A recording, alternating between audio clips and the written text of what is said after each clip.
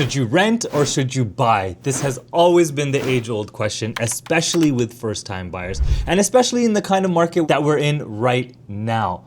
Rent rates are dropping heavily in the city of Toronto, and so are prices, especially for the condos. So what I want to do today is actually break it down, renting versus buying a one-bedroom condo in the city of Toronto or Mississauga, because it's relatively similar in price and similar in rental rates in the two cities. I'm Akhtar Jaffrey. I've been selling real estate in the GTA for more than 20 years, and my goal with this channel is just to make the buying and selling process simple. Okay, let's get right into it.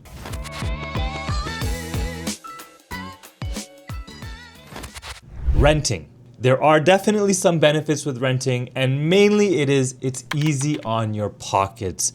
As mentioned, rental rates in the city of Toronto, especially for condos, has been coming down drastically, and you could probably rent a one-bedroom, decent 550, 600 square foot, maybe even a little bit more condo for about $2,300 per month. Yes, owning will be more expensive, and we'll break down the difference in a second, but let's just go through the benefits of renting. So right now, a one-bedroom condo on average is about $2,300 per month. So that's one expense that you're gonna have to pay. The other expense that you will have to pay as a renter is gonna be insurance. So insurance, content insurance, tenant insurance is about, I'm gonna over exaggerate here, let's say it's about $50 per month. So now you're paying $2,350. On top of this, you will have to most likely pay for your utilities, and we're not going to include utilities in this calculation just because you're going to be paying utilities in both places. So for now, let's just leave utilities out of it. Okay, and then you'll have your day-to-day expenses, which are the same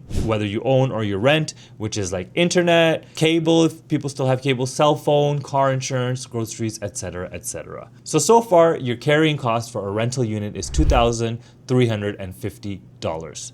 Not bad, actually, compared to owning. When it comes to upkeep and maintenance as a tenant, you don't really have to worry about if the fridge or stove or the washer or dryer breaks down. You know, if it's not through your negligence, then you don't have to pay for the replacement of the appliance. This is a big thing. In home ownership, you gotta pay for it if it breaks down. Hopefully you bought extended warranty and it's covered, but if not, you are gonna be paying for this, right? So your maintenance money is a lot less in a rental condo, even in a house, because you're not worried about the roof or the foundation. If any of these things, you know, they need maintenance or repair, the landlord will have to pay for it. So definitely it is much cheaper right now to own versus rent. But is that the main benefit? Is it just saving money for today? What about the future? So let's break down what a one-bedroom condo costs if you were to buy it. And we're gonna do this calculation with 10% down payment, because most of the first-time buyers that I deal with, they're usually putting 10% down, and even sometimes 20. There are very few people that are actually putting less than 10% down. They do exist for sure, and if that's what you can afford, I definitely encourage you to go that route as long as you can afford the monthly payments.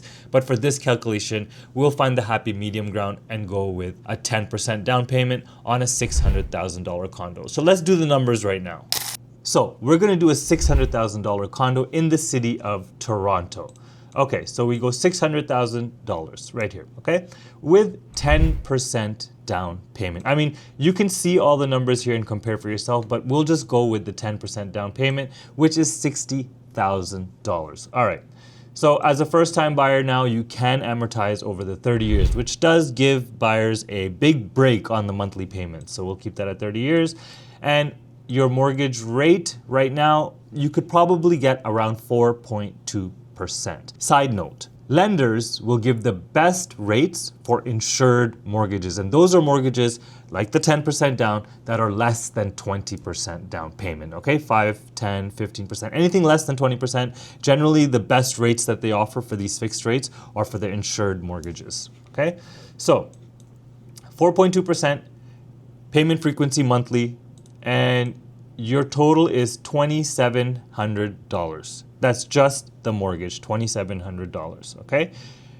We'll go through the closing costs and stuff like on another video or another day, but yes, there are closing costs. Easy rule of thumb, let's say 1.5% of the purchase price. But what we're looking at right now is the monthly cost. We're only comparing the monthly cost. By the way, this is realtor.ca. They have a very good mortgage calculator, and I suggest if you need a mortgage calculator, just use realtor.ca. Okay. So we're going to go with scenario 2, which was 10% down payment. And your monthly mortgage is $2,700. Okay, plus you will have property tax. Now it says $300 here. That's a little high for these condos. I'm actually going to change it for $250. And we're going to imagine you have no monthly debts. As mentioned, we're not going to include utilities because right now the condo monthly cost without utilities and internet and all that is $2,350, right? So off the bat, 100%. You're already over that monthly rental rate for the same type of unit if you're owning it rather than renting it, right? And then we said property insurance. For that scenario, we put 50. We're going to put $50 here as well. And then you'll also have your condo fees because this is a condo apartment, a 1-bedroom condo apartment. So for this, I think $500 is very fair, and sometimes heat may even be included in this, sometimes water and heat may also be included in this. So we'll put $500 here for this scenario. And just keep in mind, the older the building, generally the more utilities are included in that building. As these new construction buildings are coming up, in that maintenance fee, water is not included, heat's not included, hydro's not included most of the time, right? So if you find the sweet spot, maybe like a 15, 20-year-old building, you will probably get water and heat included in that maintenance fee. So here we'll go with $500. Now you're at $3,516 as your monthly mortgage bills, not including the rest of your life. But I didn't do that for rent either. So not including, everything I named, insurance, car insurance, internet, phone bill, all that stuff. So you're at $3,500. So it's $1,050 more expensive. That's a lot. That's not peanuts here. But if you can afford it, it is worth it for you because I want to keep going a little bit with these numbers. So what we're going to do is we're going to look at the amortization schedule, okay? So in the beginning of the term, you're paying more interest. And then as the term goes on, you're going to be paying more towards the principal, right? So in the first year, you've paid $23,000 in interest and you've paid only $9,500 in principal, okay? By the total term, when the total term is done, you would have paid $110,000 in interest and $51,000 in principal. That's a lot of money that's going towards interest. You might say, I'm wasting that money. Well, I got news flash for you. When you're paying rent, 100% of that monthly rent is going towards interest, you can say, or to pay down your landlord's mortgage. So at the end of the day, owning is still building some equity for you, more than it would be if you're renting, obviously. Now, this is hypothetically if the prices even stayed the same. So if you were to sell it, your remaining balance after the 5 years is $505,000. You sell it at $600,000. You're still getting some of that money you put into the mortgage back into your pockets. And you move on your own timeline when you own a place. Because when you're renting, you're always a little bit uneasy because the landlord, if he decides to sell, you're gonna have to leave if you're not within that 1-year term anymore, right? It's unstable, I would say. At least when you're owning a place, it's on your own timeline, okay? If this doesn't really sell you on buying a place and you're saying, I can't afford that extra $1,000, it's just going to interest, I think it's better for me to rent. Sure, it might be if that's what your affordability is, right? I'm not gonna say everybody can own, everybody should own. Everybody has their own budget and finances. So I'm not saying that. But if this hasn't done the job to show you that, yes, you're still gonna come out with roughly $100,000 or so, even if the prices stayed very similar to where they were when you bought it. Once you sell it, you can come out with that $100,000 or so. If this doesn't help, then I'm gonna go to the next chart here. And that is the average prices for homes since 1994. So over the last 30 years. And as you can see, it's been a constant way up, right? Yes, there are some peaks and valleys. It goes up, it goes down a little. It goes up, it goes down. It goes up, it goes down. But if you look at the yellow line, it's always been going up, right? So if you are in it for the long run, there's no reason that for the next 100 years it's gonna go, or the next 30 years, sorry, it's gonna go in the opposite direction. The best way to determine the future is to look at the past. So this is the long-term mindset that I speak about when I'm talking about real estate, especially in the climate that we're in right now.